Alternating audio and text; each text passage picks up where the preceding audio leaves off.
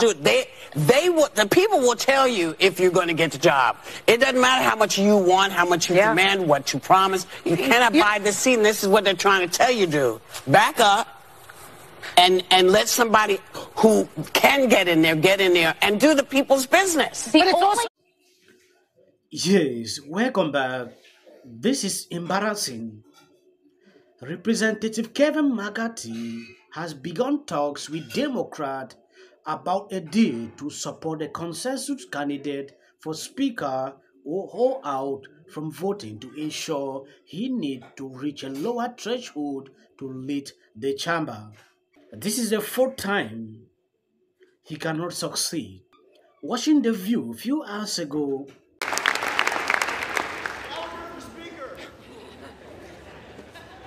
he's definitely out of order, Madam Clerk. I say that because I know last night people were frustrated. They wanted to go to parties. They wanted to take pictures with their families. But honestly, we find ourselves here in this chamber for the second day, and we know we got work to do. But in some ways, there's no place I'd rather be. With the possible exception of Lambeau Field on Sunday, no place I'd rather be. But maybe with the excitement, some of you hadn't had an opportunity to check what's happening online, let me fill you in, or what's happening on Twitter, what the press is writing about. In some ways, they're salivating. There's headlines about the chaos, this and that. Yesterday, our colleagues on the other side of the aisle were tweeting their bags of popcorn that they had out. They love it. The schadenfreude is palpable. But I think my friends on the Democratic side misunderstand what's happening here. Sure, it looks messy, but democracy is messy. Democracy is messy by design. By design. And that's... This is a sad situation and embarrassing at the same time. Watching The View a few hours, Whoopi said something that triggered my attention. You cannot buy the vote here. That Kevin McCarthy should give up to somebody that can take up the responsibility and do the people's business. We have a battle on the floor, but the battle is for the conference and the country, and that's fine with me. Well, it might be fine for him, but Congress can't get anything done or swear anyone in until a speaker is chosen. And all those Democrats sitting around with the popcorn, that's not funny to us. This is serious business here. You're there for a reason. We got to figure out who's going to get this house in order here.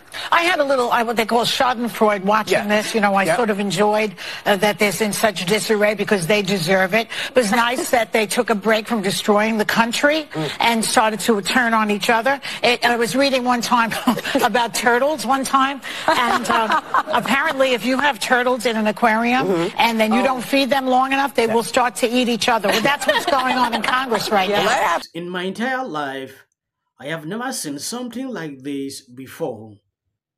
Mad gays Lauren Babu stood up to drain the swamp. Recently, the former president on Truth Social made it clear that they should support McCarthy. But I was still shocked to realize nobody is listening. Like you saw here, people are furious. What exactly is going on? So I've said from the beginning that my hard line was the motion to vacate. Single member motion to vacate. You cannot demand more responsibility and less accountability. And Kevin McCarthy was taking the path of Nancy Pelosi and following her precedents with the motion to vacate. We were just told when we left this door, we will give you single member motion to vacate. Just today. That was the starting point for negotiations. That was the starting point to everything that we are wanting to transform the way Washington, D.C. operates. If you go to the American people and ask them if Congress is doing a good job, if they like the way things are run in Washington, D.C., you're probably going to get a big hell no.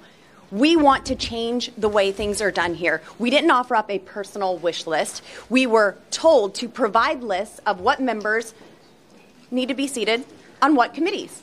And we did exactly that. And then there were amazing items that were listed as well for our border security, for term limits. Just bring the bill to the floor so we can have a vote on term limits. That's what the majority of Americans want to see in Congress. We said that any amendment that reduces the national debt needs to be made in order. This is not a personal wish list. This is not something that is unreasonable. This is just for the American people. This is fair for the American people. And so now here we are, being sworn at instead of being sworn in. And we could have had this solved months ago. I have been working every day to unify the Republican Party for the American people. And yesterday, But we were threatened by my committee chairman-to-be on the Armed Services Committee, Mr. Rogers, that if we did not vote for Mr. McCarthy, we would be removed from committees. Our position is that if Kevin McCarthy is the Speaker of the House and we don't have an ability to ensure that there is oomph behind the agenda and energy behind our oversight, that the committee assignments don't mean that much anyway. I'm not here to participate in some puppet show where we pass a bunch of messaging bills, send them to the Senate, watch them die, fail to use leverage, and don't hold the Biden administration accountable. I don't want to relive the Benghazi experience where it's just theater pretending to be oversight. Right? We can do better than that, and that's our purpose today.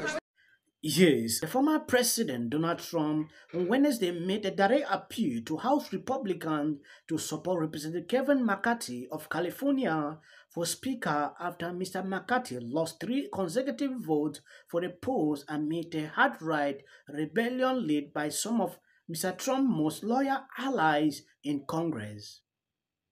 Some really good consecutive took place last night, and it's now time for all our great Republican House members to vote for Kevin. Close the deal. Take the victory, Mr. Trump, who is running for president, wrote on his website Truth Social. On Tuesday, as the California Republicans suffered defeat after humiliating defeat on the House floor, Mr. Trump has refused to reiterate his endorsement for Mr. McCarthy, telling NBC News, "Simply, we will see what happens." Mr. Trump and Mrs. McCarthy then spoke Tuesday night after the embarrassing once-in-a-century debacle on the House floor. We have been negotiating, talking, debating back and forth in our conference, trying to come to a really good rules package, and it's amazing. As a matter of fact, I'll quote Matt Gaetz. He said it's exquisite. That's what he said on our conference call on Sunday. But in that conference meeting there, we found out that there were several members, 3 in fact, that went in last night and were demanding positions for themselves.